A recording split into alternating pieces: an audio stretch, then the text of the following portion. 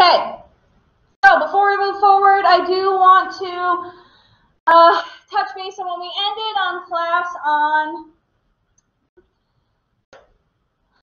I don't know where we are, last time with Wednesday.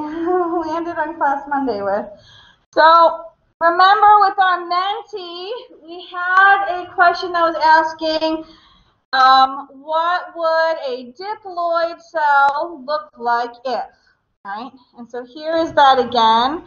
Remember it was written diploid 2N, diploid having 2 copies.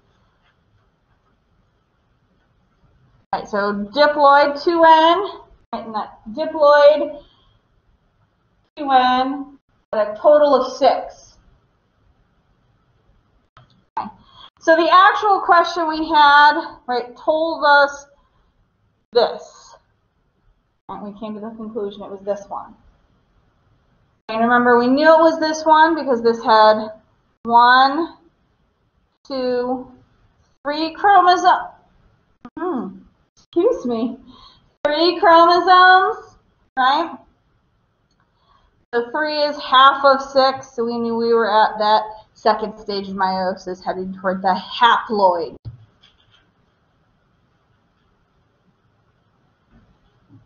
Okay. So I just wanted to make sure we had actual drawings or examples of what the other ones would look like, right? So if we look at meiosis 1, right here we can see 1, 2, 3, 4, 5, 6. But more specifically, right, we can see these homologous chromosomes, right, or the homologous pairs that are so iconic for anything in meiosis 1.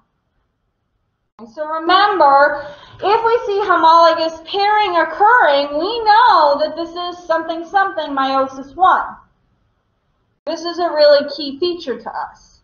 So this is how we'd thrown this one out at the beginning of our mentee before.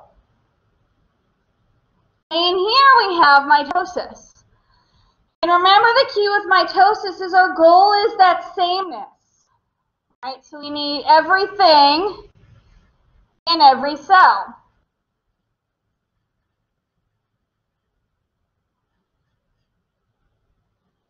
Okay.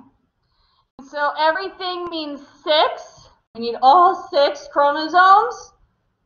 1, 2, 3, 4, 5, 6. And all of those need to be divided and end up in our daughter cells for this one. Elsa. Any questions about that before we move on? Went through puberty down here.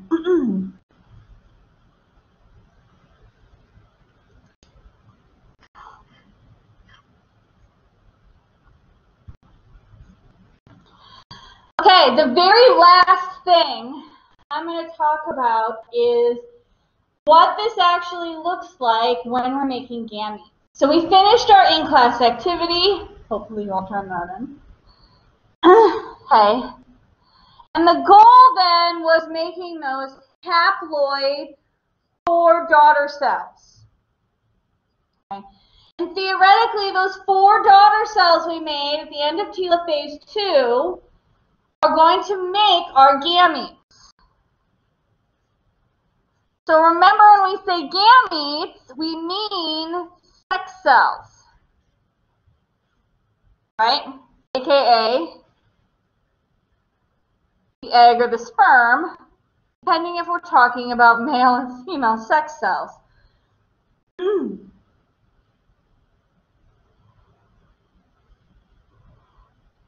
So the very last thing we're going to talk about is, well, what actually happens to those daughter cells in order to make functional gametes.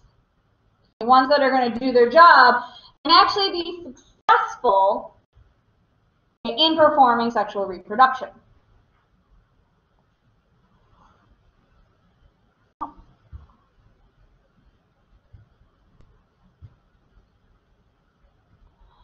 Let's start by we're looking at the sperm, because what happens with the sperm, right, or the male sex cell, is significantly more simple.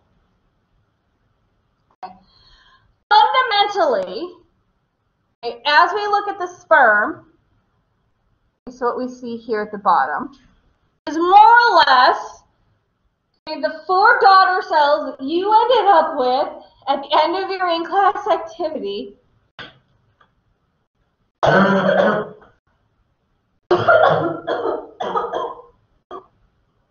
it's getting annoying. Are what we end up with. Okay, so what you did during your in-class activity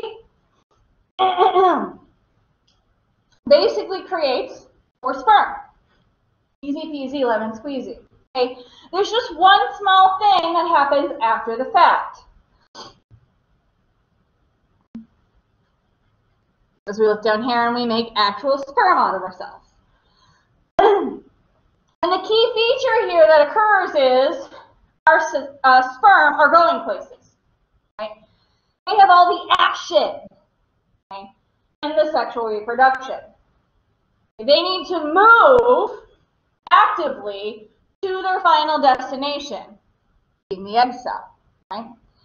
So being a motile, or needing mobility, right, they need to set themselves up in a place that makes them more successful as a movable cell. So just in the same way as when you move, okay, weight matters. So when you move houses, you want to carry as little crap with you as possible, because it's time and effort. And if you've ever had to hire a moving truck, you know it's a giant scam, and you pay by pound. So they load all of your stuff into the truck, they weigh it, they charge you by how much it weighs. Absolutely stinks. So you throw as much stuff out as you can, right? Because they're going to charge you for every single item that you own. Okay? Same thing happens with our sperm, right? They need to go places. Okay, so they are going to load up their bodies, and they are going to get charged ATP to move every single pound that they have. So it pays for them to get that weight down. Now we have to have the DNA. It's kind of the whole point of meiosis, right? That's the whole point of sexual reproduction. So why go find an egg cell if you're not going to give her anything? Okay? We got to get rid of the weight elsewhere, and that elsewhere is the rest of the cell stuff. We're going to get rid of the cytoplasm. We're going to get rid of the endoplasmic reticulum and the Golgi bodies. Okay, that's all dead weight now. We're throwing it out like old shoes. And we're bringing our weight down so we're lightweight and slinky. Okay, so it costs less ATP to make us move.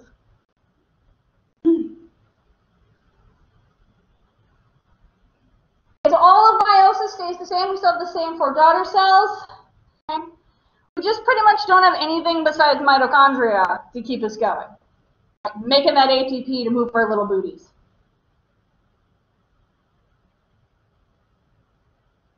And even that, super limited.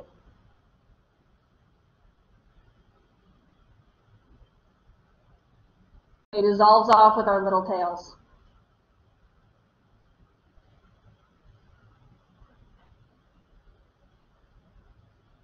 Okay. But this puts a little bit of a problem on, right? This is like the roommate that moves in. But doesn't bring a couch, doesn't bring any pots and pans. Okay, so you have the apartment. We have to have stuff in it, right? So where's that stuff going to have to come from? The other roommate. Okay, so for everything that the sperm did not bring to the table, our egg cell has to make up for. Now on the plus side, she ain't going anywhere. Right? She waiting, right, for her handsome prince to ride in on his horse. Okay? So she's just sitting around. The egg is not a motile cell. So since she is not going to move, she doesn't have to pay to move. She can be as big as you want to be. Work, girl.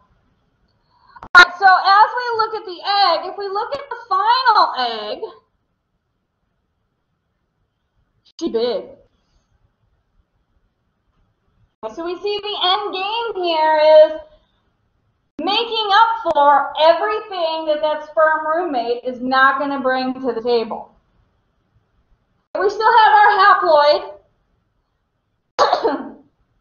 DNA arrangement here.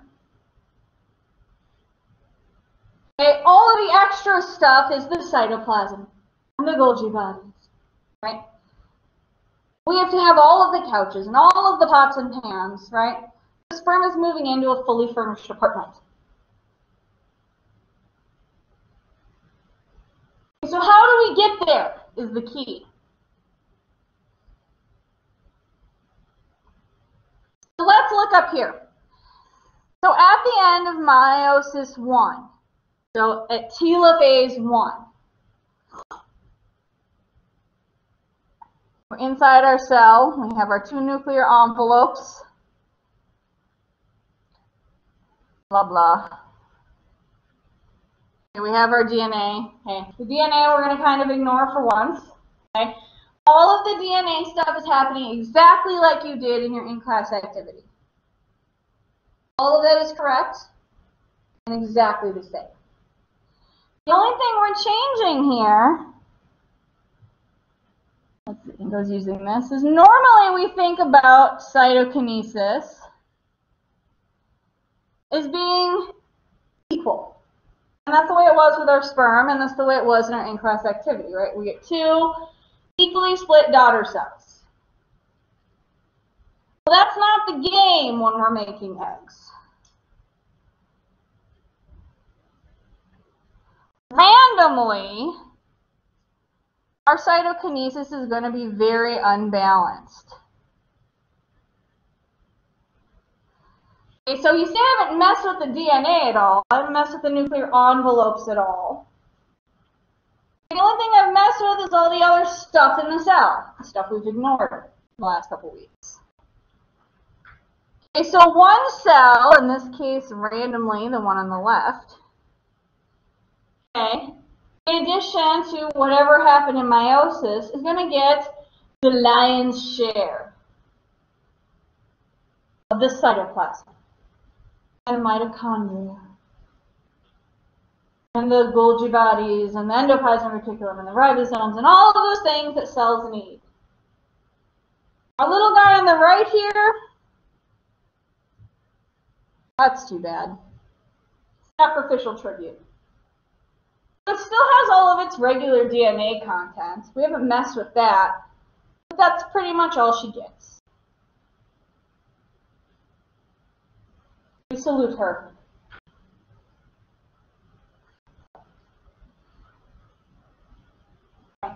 So, what ends up happening as we look here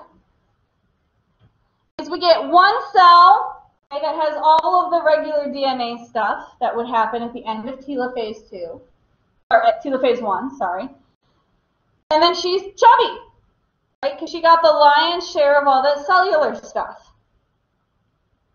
Then we have a second cell that still has all the DNA stuff that would normally come out of telophase 1. But she teeny weeny tobini, right? But she got nothing out of the deal.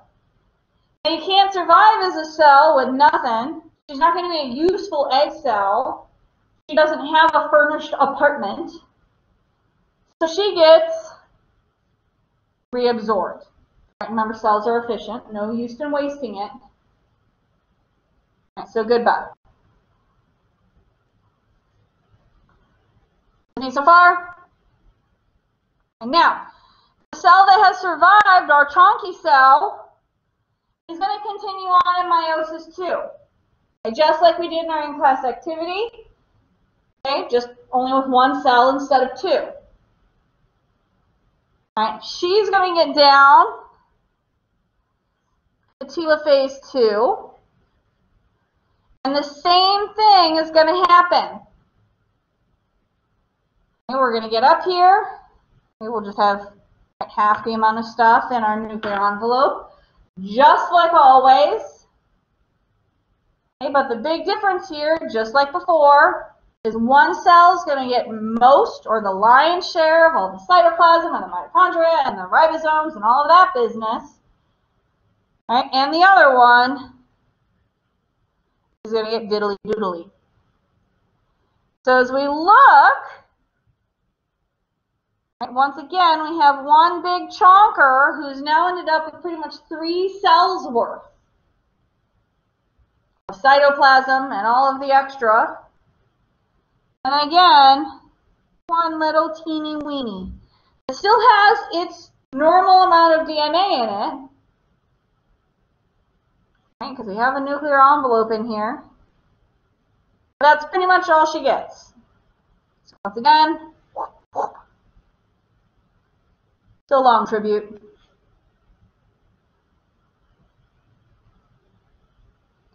So when we're done, we end up with one good egg. Okay, with a normal amount, right, our haploid set of chromosomes. Because we do go through meiosis normally. And we just killed off all of the extras by absorbing or taking all of the extra cell material. So she has the furnished apartment.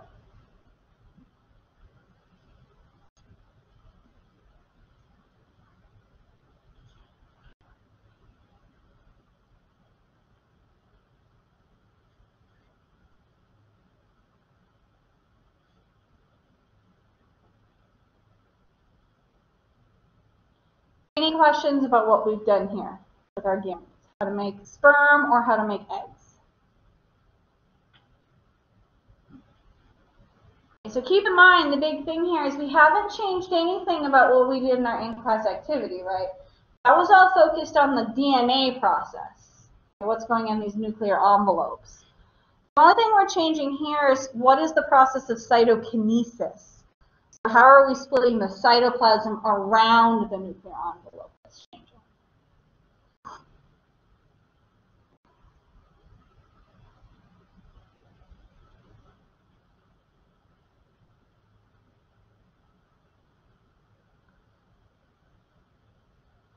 Okay, so I'm going to stop there. There's a little bit after this that talks about life cycles and fertilization, but I'm going to leave it so we can move on. So remember, if I skip something, good rife for extra credit.